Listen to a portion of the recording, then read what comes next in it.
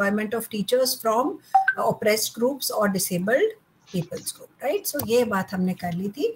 और जो NPE and POA program of action या plan of action elaborately discussed about the concept of language development. इन्होंने एक बहुत ही जो important बात करी, इन्होंने language development की बात करी, जो कि almost हर commission ने करी थी अपने अपने तरीके से.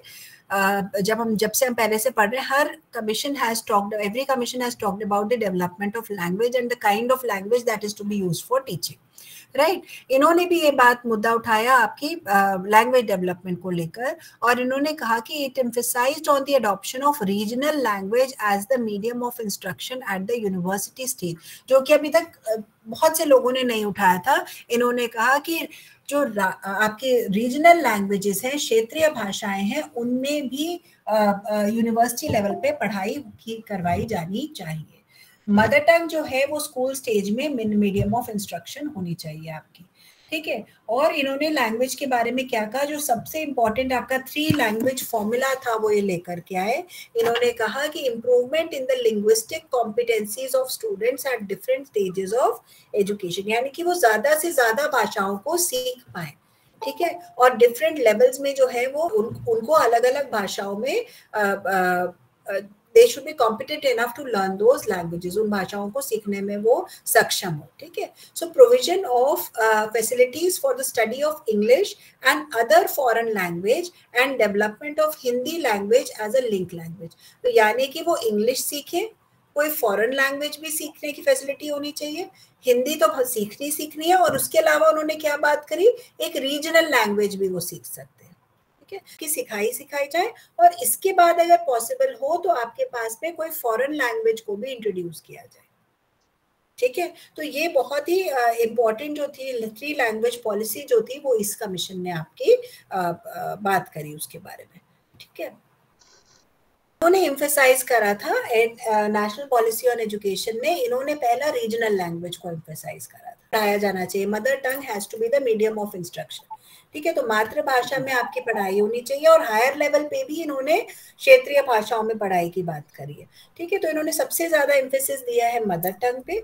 उसके अलावा इन्होंने कहा हिंदी जो है वो सभी को compulsorily as a linking language पढ़ाई जानी चाहिए. इंग्लिश जो है वो पढ़ाई जानी चाहिए, और इंग्लिश के साथ हो सके तो कोई और फॉरेन लैंग्वेज भी पढ़ाई जा सकती है, राइट. तो ये इन्होंने मेजरली 3, कम से कम मिनिमम 3 भाषाएं जो है वो बच्चों को सिखाई जानी चाहिए, ठीक है, लेवल 1, 2 और 3 करके. और इसमें थोड़ा सा फेरबदल हो जाता है जब क्षेत्रीय भाषाओं में, यानी कोई ऐसा बच्चा अगर कहीं पर जा रहा है जहां पे उसके लिए वो फर्स्ट लैंग्वेज नहीं हो सकती है आपकी जो मदर टंग है, तो वहां पे आपकी हिंदी या कोई और भाषा उसको रिप्लेस कर सकती है. पर ये 3 भाषाओं का पढ़ना बहुत जरूरी है, राइट.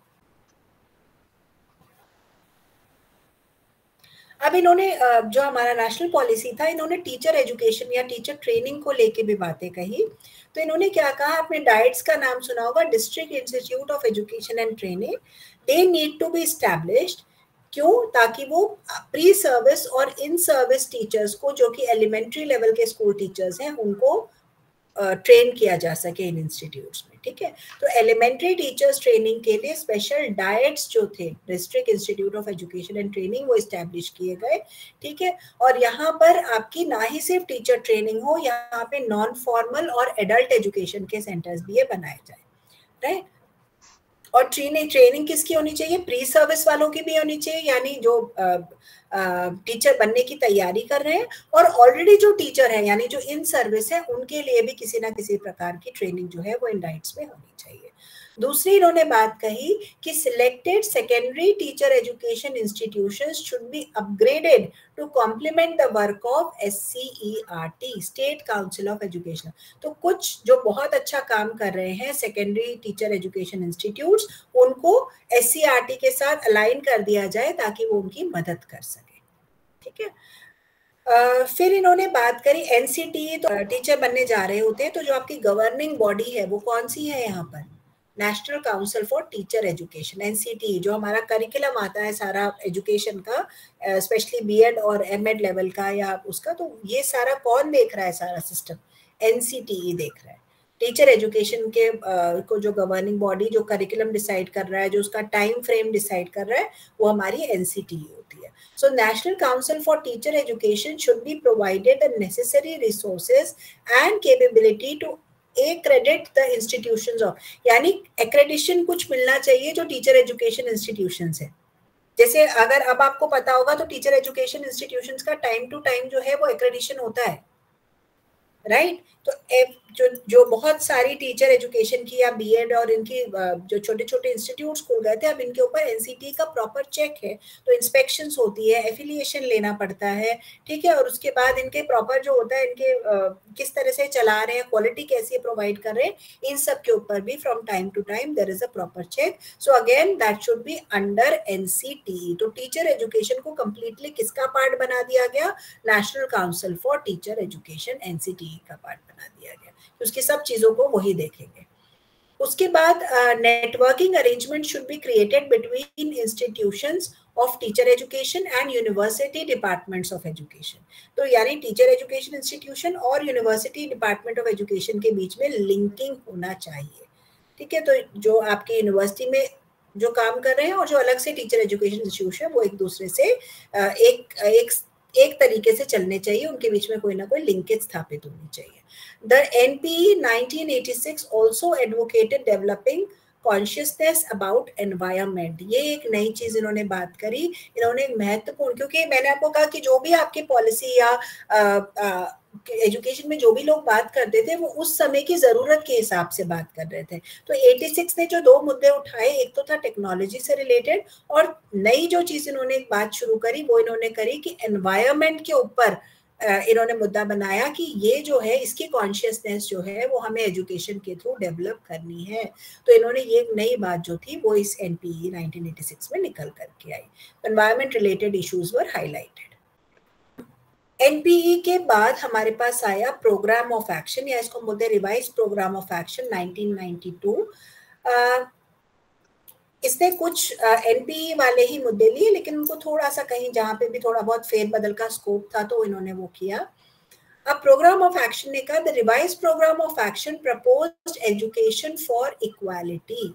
इन्होंने प्रॉपर प्लान बनाया, क्योंकि पॉलिसी ने तो पॉलिसी इंप्लीमेंट कर दी थी, लेकिन उसकी प्लानिंग, उसको इम्प्लीमेंट कैसे करना है, उसका प्लानिंग क्या होगा, उसका प्रोग्राम क्या होगा. तो उन्होंने पूरा प्रोग्राम ऑफ एक्शन बनाया for bringing in equality in education, कि कैसे इक्वालिटी लाई जाए इसके लिए. It recommended a more comprehensive operation black board. सुना है आप लोगों ने कभी नाम ब्लैक बोर्ड? पास में मिनिमम रिसोर्सेज होने बहुत जरूरी है. आपका उसमें ऑपरेशन ब्लैक बोर्ड में बहुत सारी बातें की गई कि हर एक स्कूल के पास कम से कम इतना बेसिक इंफ्रास्ट्रक्चर हो, इतने क्लासरूम्स हो, टीचर प्यूपल रेशियो इतना हो, आपके पास में जो मिनिमम रिसोर्स में आपके पास ब्लैक बोर्ड होना जरूरी है, किसी प्राइमरी लेवल स्कूल के पास 2 टीचर्स होने बहुत जरूरी है, ठीक है. तो ये 2-3 कमरे होने बहुत जरूरी. तो उन्होंने डिफाइन किया कि आपके पास कितना इंफ्रास्ट्रक्चर होना चाहिए at least at the primary level. ये ऑपरेशन ब्लैक बोर्ड किसने दिया था? ये भी आपकी नेशनल पॉलिसी ऑफ एजुकेशन का पार्ट था, राइट. अब उसके अलावा जो आपके पास में इन्होंने क्या किया, प्रोग्राम ऑफ एक्शन में इन्होंने इसको थोड़ा सा एक्सपैंड कर दिया. इन्होंने बोला कि इसमें ना सिर्फ प्राइमरी लेवल आएगा बल्कि इसमें अपर प्राइमरी लेवल भी आएगा, यानी क्लास 8 तक इन्होंने इसको ले आए. It recommended a more comprehensive operation black board to enhance its coverage area up to upper primary level, यानी उसके लिए भी इन्होंने इंफ्रास्ट्रक्चर को डिफाइन कर दिया. Aimed at a minimum of 50% female teachers, क्योंकि आपके एनपीई ने बोला कि आपके जेंडर बायसनेस नहीं होनी चाहिए, विमेन जो है उनको टीचर एजुकेशन में उनको थोड़ा सा ज्यादा अपर स्थान मिलना चाहिए. तो इन्होंने क्या कहा, aimed at minimum of 50% female teachers in future appointments at elementary level. तो एलिमेंट्री लेवल तक 50% जो है वो फीमेल टीचर्स के लिए रिजर्व कर दिए गए अपॉइंटमेंट, ठीक है. Informal education program for the educationally deprived and working boys and girls. और इनफॉर्मल एजुकेशन प्रोग्राम शुरू किए गए, प्रॉपर प्रोग्राम शुरू किए गए, वो प्रोग्राम ऑफ एक्शन के अंडर आए, बॉयज और गर्ल्स के लिए, दोनों के लिए. Computer education to as many schools as possible. जहां जहां पे स्कूल में पॉसिबल था, सब जगह उस टाइम पॉसिबल नहीं था, पर जहां जहां था वहां कंप्यूटर एजुकेशन इनिशिएट की गई. It was also proposed that elementary schools should be open throughout the year, ताकि बच्चे जब भी उनको कंफर्टेबल हो वो आके पढ़ाई कर सके, इसलिए वो पूरे साल भर चलने चाहिए. Action, so programme of action you can say was nothing but कि आपका जो एनपीई बनी है उसको इम्प्लीमेंट कैसे किया जाए, उसको एक्शन में कैसे लाया जाए, इसीलिए programme of action came into be. Okay, important चीज निकल करके आई वो थी सर्व शिक्षा अभियान. ठीक है, नाम से पता चल रहा है सर्व शिक्षा अभियान. क्या सर्व शिक्षा अभियान, नाम ही यही है. सर्व मीन्स एवरीवन, शिक्षा is education, so education for all.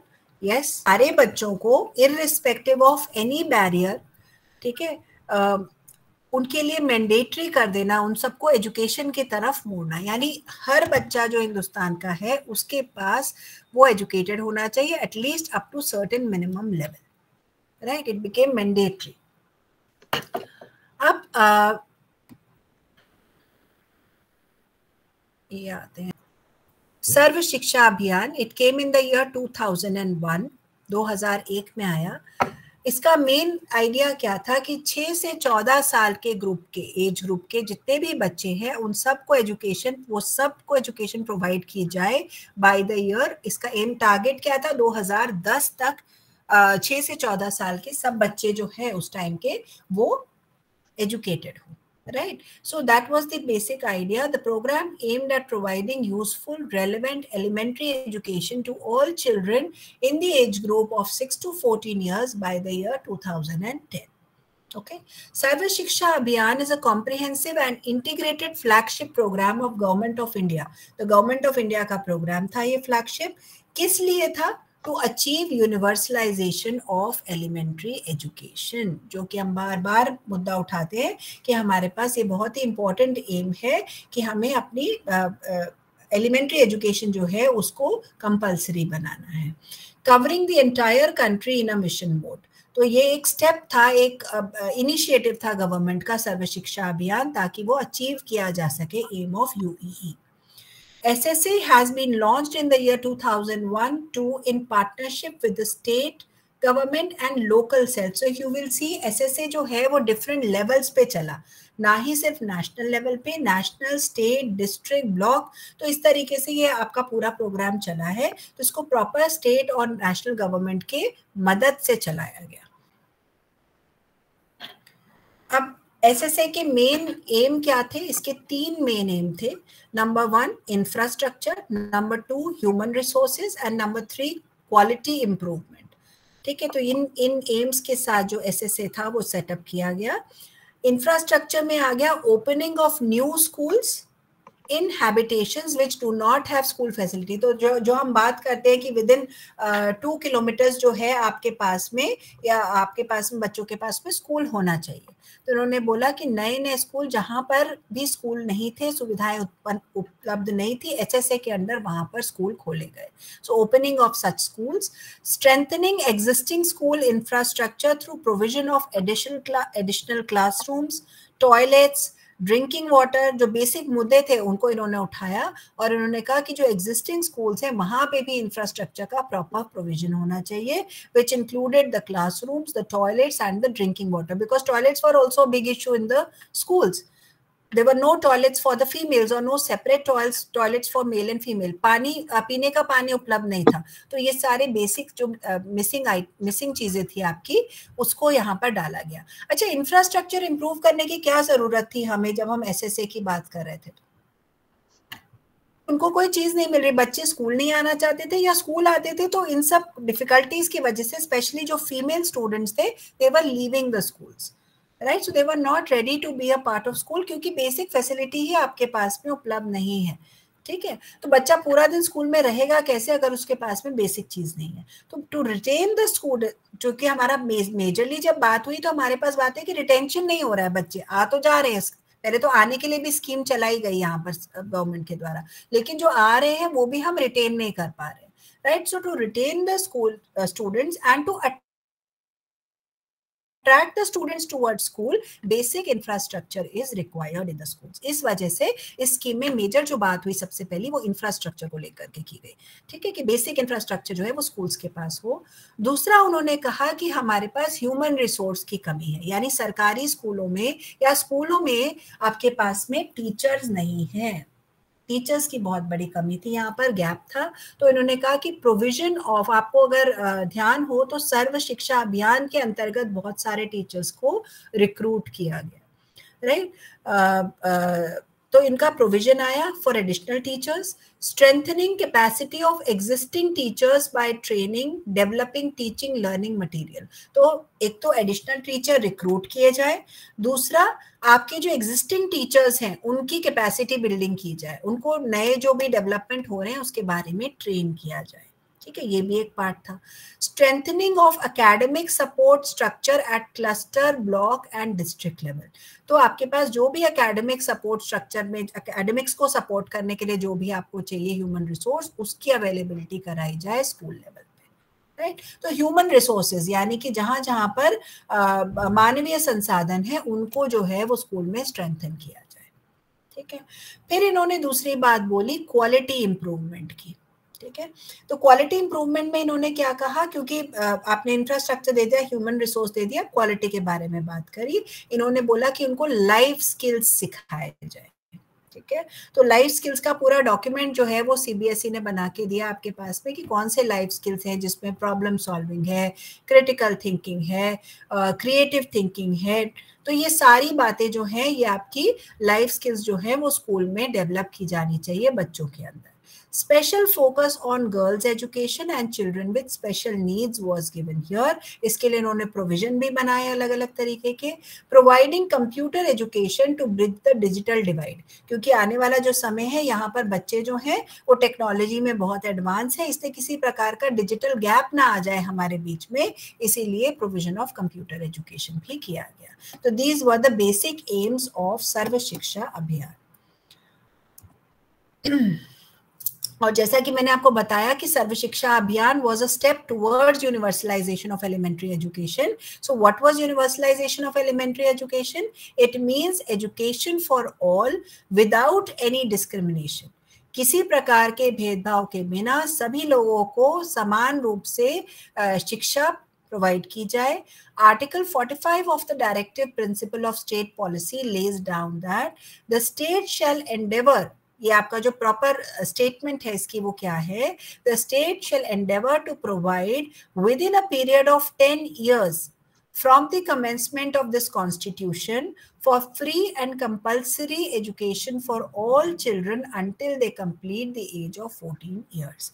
यानी जब तक वो 14 साल की उम्र कंप्लीट नहीं कर लेते हैं, कॉन्स्टिट्यूशन आज से 10 साल के भीतर ऐसे सारे बच्चों को जो इस एज ग्रुप में आते हैं उनको कंपलसरी एजुकेशन प्रोवाइड करेगा, जो कि मुफ्त में दी जाएगी, ठीक है।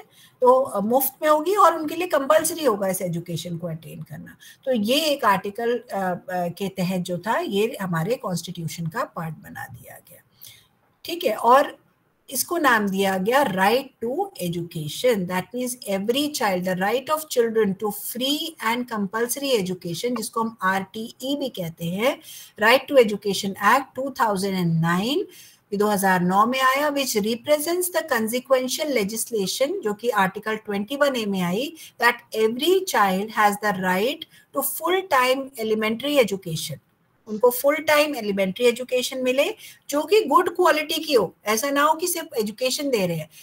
Education of satisfactory and equitable quality in a formal school, और कहाँ पर मिले, फॉर्मल स्कूल सेटिंग में, which satisfies certain essential norms and standard. यानी क्वालिटी एजुकेशन हर बच्चे का अधिकार है, क्वालिटी एलिमेंट्री एजुकेशन हर बच्चे का अधिकार है, ये बात कही गई हमारे कॉन्स्टिट्यूशन में। और इसके तहत इसका सबसे बड़ा फायदा क्या हुआ, जैसे चाइल्ड लेबर जो है वो कम कर दिया, कम हो गया।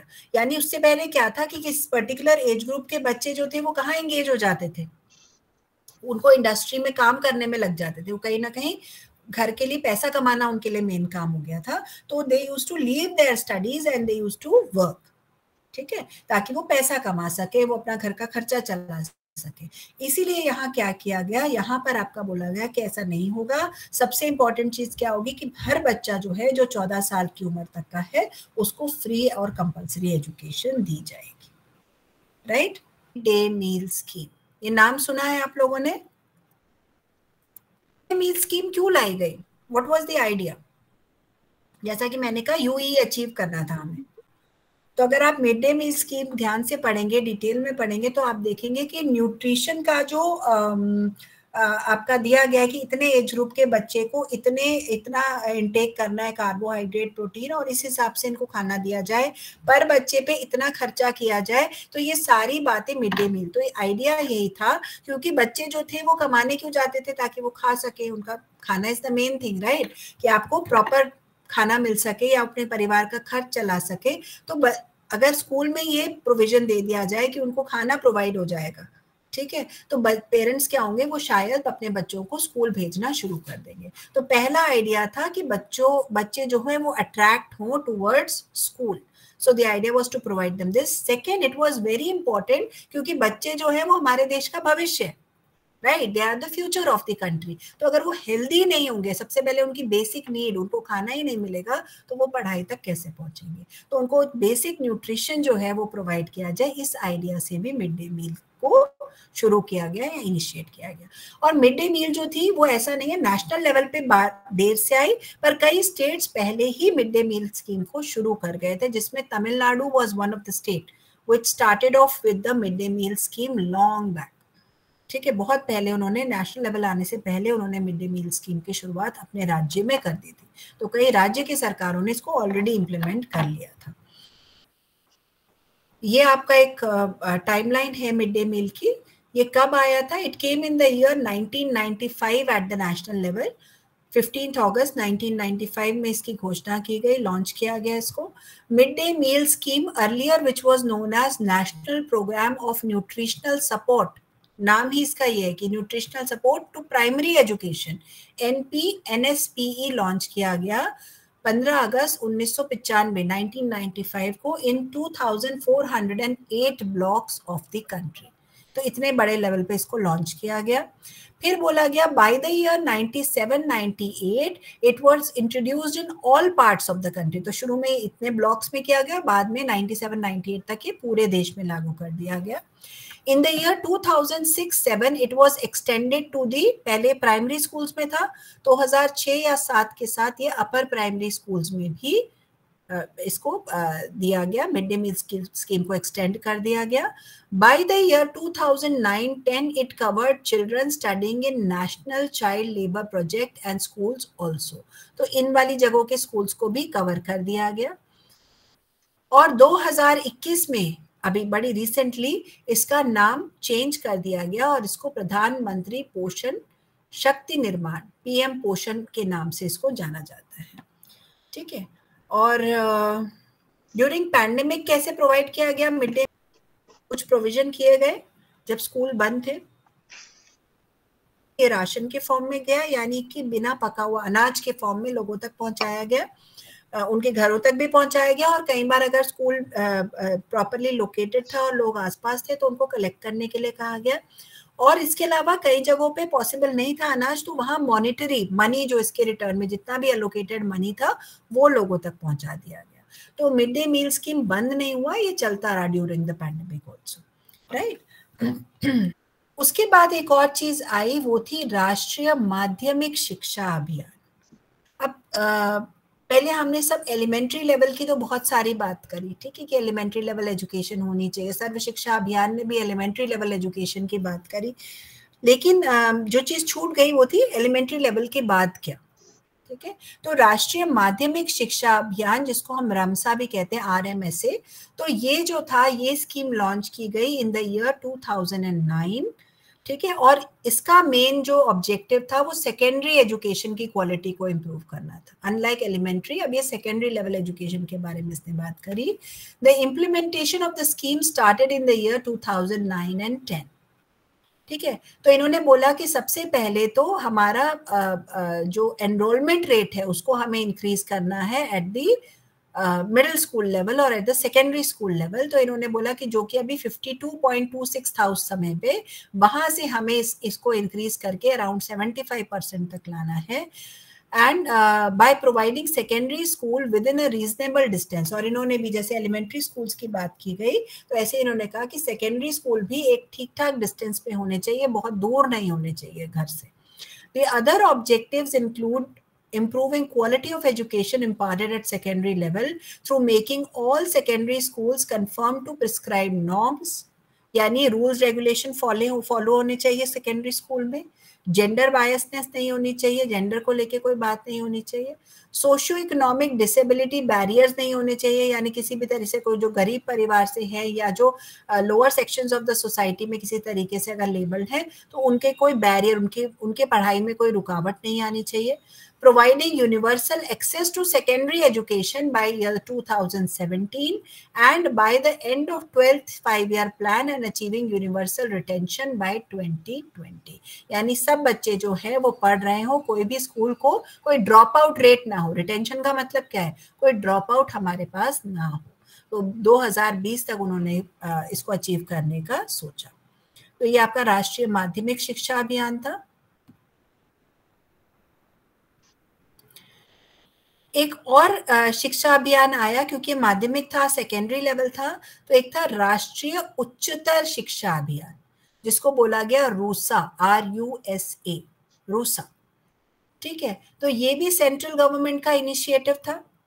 ठीक है, और इन्होंने क्या किया कि यूनिवर्सिटीज जो है उसको एक्सपैंड करना है, और ना ही एक्सपैंड करना है, हमें उनकी क्वालिटी को भी इम्प्रूव करना है. तो रिसर्च बेस्ड यूनिवर्सिटीज होनी चाहिए आपके पास में, जहाँ पे बहुत नया नया अनुसंधान किया जाए, नया नया इनोवेशन किया जाए, नई चीजें बनाई जाए, ऐसी आपके उनके प्रोविजंस होने चाहिए यूनिवर्सिटी के अंदर. A centrally sponsored scheme, RUSA, understands that sometimes the most important lesson of life are learned outside the classroom. तो इसके लिए आपकी लाइब्रेरीज जो है वो अपग्रेडेड होनी चाहिए, कंप्यूटर लैबोरेटरीज अपग्रेडेड होनी चाहिए, एडवांस होनी चाहिए. ठीक है, ऑटोनोमस कॉलेजेस को बहुत ज्यादा यहाँ पर, यानी कि इंडिपेंडेंट कॉलेजेस, क्योंकि हायर एजुकेशन इंस्टीट्यूशन ज्यादा होने चाहिए, इसलिए उनको भी मान्यता दी गई, और कहा गया कि उनको यूनिवर्सिटीज के साथ में क्लब कर दिया जाएगा या क्लस्टर कर दिया जाएगा. This programme realises that every institution holds the power to enrich lives through top class education. ठीक है, और with universities to prepare university ready scholars. तो इस तरीके की एजुकेशन की बात रूसा के अंदर की गई, जो कि था राष्ट्रीय उच्चतर शिक्षा अभियान. तो अगर पॉइंट्स के में देखें तो रूसा ने ये सारी बातें की. उन्होंने कहा कि यूनिवर्सिटीज जो, जैसे अभी मैंने कहा, colleges, autonomous colleges, independent colleges हो, उनको क्लस्टर करके यूनिवर्सिटी के साथ में या तो कन्वर्ट कर दिया जाए या फिर एसोसिएट कर दिया जाए. So creation of universities by conversion of colleges in a cluster, creation of universities by upgradation of existing autonomous colleges. ठीक है, तो उनको भी कन्वर्ट किया जा सकता है अगर बहुत बड़े लेवल पे कोई कॉलेज चल रहा है तो. enhance quality and excellence in selected autonomous colleges. ठीक है, उनमें क्वालिटी को इम्प्रूव करना. इक्विटी इनिशिएटिव्स लेना, इक्विटी हम पहले भी डिस्कस कर सकते हैं, तो इक्विटी इनिशिएटिव्स लेना फॉर द हायर एजुकेशन. ठीक है, फिर फैकल्टी इंप्रूवमेंट के लिए इन्होंने बात करा at the university level. Faculty recruitment support भी दिया जाएगा कॉलेजेस को. Infrastructure grants to the colleges, infrastructure grants to the universities, institutional restructuring, capacity building, reforms, formation of new colleges, new model degree colleges. Model degree colleges means exemplary colleges, जो कि एक model हो बाकी colleges के लिए. Quality and excellence in select state universities, research, innovation and quality improvement, upgradation of existing degree colleges to model degree colleges, यानी उनको convert किया जाए मॉडल डिग्री कॉलेजेस में, और वोकेशनलाइजेशन आ जाए हायर एजुकेशन में एज वेल. राइट, तो ये सारी बातें जो थी वो रूसा के अंडर की गई. ओके, इसमें एक इम्पॉर्टेंट बात जो यहाँ पर कवर नहीं की गई है वो है प्राइवेटाइजेशन इन एजुकेशन. में लाने का सबसे बड़ा इनिशिएटिव क्या था कि जो सरकारी इंस्टीट्यूशंस थे वो सफिशिएंट नहीं थे. तो एक तो सपोर्ट सिस्टम आ जाएगा अगर आपके पास नंबर ऑफ इंस्टीट्यूशन ज्यादा होंगे. ठीक है, तो प्राइवेट जो होंगे एट पार विद गवर्नमेंट वो भी वहां पर पढ़ाई कराएंगे. दूसरा, प्राइवेट में थोड़ी सी ऑटोनॉमी होगी उनके पास में, तो अगर वो कुछ नई चीजें लाना चाहते हैं अपने एजुकेशन सिस्टम में, ठीक है, कुछ नए इंप्रूवमेंट्स करना चाहते हैं या कुछ एक्स्ट्रा प्रोवाइड करना चाहते हैं, तो उनको वो फ्रीडम मिल गई, because they were not completely dependent on the government for any.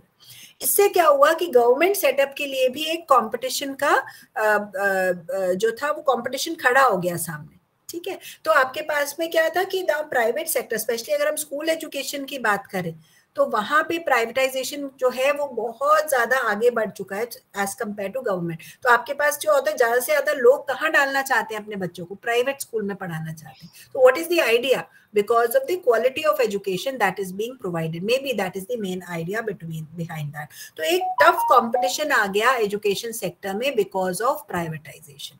ठीक है, तो ये privatization जो था इंटेग्रल पार्ट बनाया गया। हायर लेवल पे इसको जब हम रूसा के कॉन्टेक्स्ट में बात कर रहे हैं, तो जो आपके इंडिपेंडेंट ऑटोनोमस कॉलेजेस थे, प्राइवेट कॉलेजेस थे, उनको बोला गया कि अपग्रेड करके उनको यूनिवर्सिटी बना दिया जाए। तो कैसी यूनिवर्सिटी, ये they were all talking about the private universities. ठीक है, तो जो प्राइवेटाइजेशन अंडर रूसा था उसमें इसी बात को एम्फसाइज किया गया कि ज्यादा से ज्यादा कॉलेजेस और यूनिवर्सिटीज को ओपन किया जाए by taking the autonomous colleges in the cluster और upgradation of the autonomous colleges, right.